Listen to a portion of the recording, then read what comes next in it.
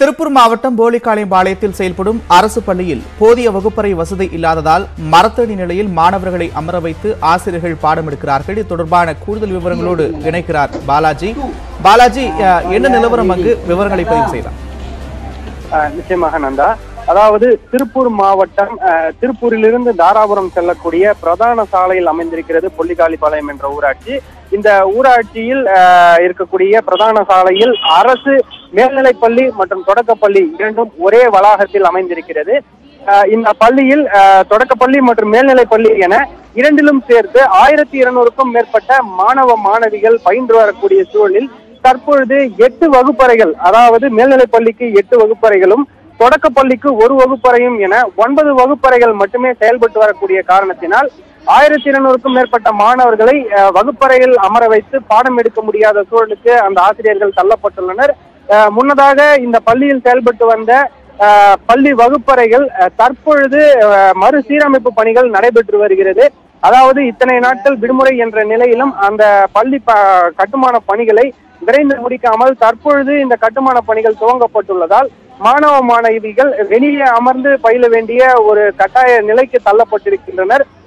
மேலும் 2017ஆம் ஆண்டு 10 வகுப்பறைகள் கொண்ட கட்டிடமானது கட்டுவதற்கு நபார்டு திட்டம் மூலம் திட்டம் நிறைவேற்றப்பட்டு கட்டுமான பணிகளும் தொடர்ந்து நடைபெற்று வந்த நிலையில் தற்பொழுது அந்த பணிகள் 98% மேல் முடிவடைந்து விட்டது. சிறு பணிகள் மட்டுமே இருக்கக்கூடிய சூழலில் அந்த வகுப்பறைகளும் தற்பொழுது பயன்பாட்டில் இல்லாததால் மாணவ மாணவிகளை எங்கே அமர வைப்பது என தெரியாமல் ஆசிரியர்கள் குழம்பி போயிருக்கின்றனர்.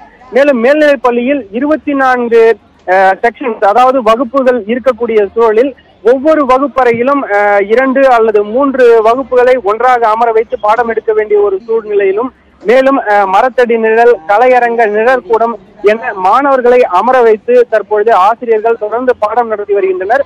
அரசு பள்ளிகளில் தற்பொழுது மாணவர்களை தங்களது குழந்தைகளை சேர்க்க வேண்டும் என்ற ஒரு விழிப்புணர்வு பொதுமக்களிடையே அதிகரித்து வரக்கூடிய ஒரு சூழலில் இது போன்று மரத்தடி நிழல் மற்றும் வெளியே கலையரங்க கூடம் என அமர வைத்து பாடம் எடுக்கப்படுவது பெற்றோர்கள் மத்தியில் ஒரு அதிர்ச்சியை ஏற்படுத்தி இருக்கிறது.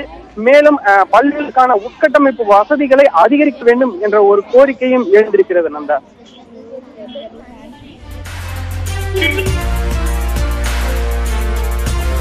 திருப்பூர் மாவட்டம் வெள்ளிக்காளியம்பாளையத்தில் வகுப்பறைகள் பற்றாக்குறை காரணமாக மாணவர்களை ஆசிரியர்கள் மரத்தடியில் அமர வைத்து பாடம் கற்பிக்கும் சூழலுக்கு தள்ளப்பட்டிருக்கிறார்கள். மாணவர்கள் மரத்தடியில் கல்வி கற்று வருகிறார்கள்.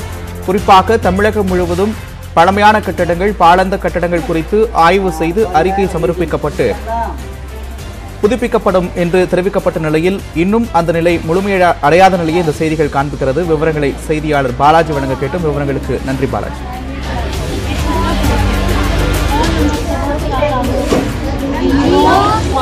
number 19 number